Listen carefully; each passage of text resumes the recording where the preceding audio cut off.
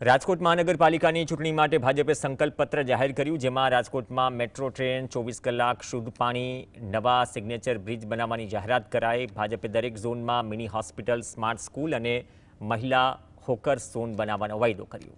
સાથે જ આધાર કાર્ડ અને અન્ય સરકારી દાખલાઓ માટે ઓનલાઈન સુવિધા ઊભી કરી લોકોને લાંબી લાઈનોમાંથી મુક્તિ આપવાનો નિર્ધાર કર્યો. બીજી તરફ કેબિનેટ મંત્રી જીતુ વાઘાણીએ વિપક્ષ પર આકરા પ્રહાર કર્યા. કહ્યું કે કોંગ્રેસને જનતા સ્વીકારતી નથી, એટલે જ તેમને ઉમેદવારોને બહાર લઈ જવા પડે. કહ્યું કે 700 બેઠકો બિનહરીફ થવી એ જનતાનો ભાજપ પરનો વિશ્વાસ દર્શાવે છે.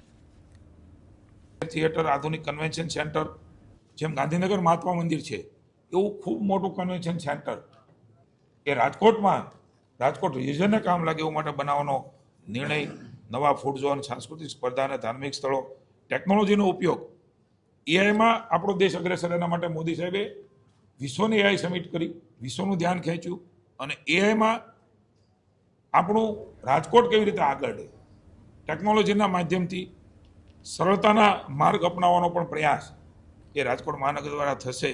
ઓનલાઈન સેવાઓ અદ્યતન 5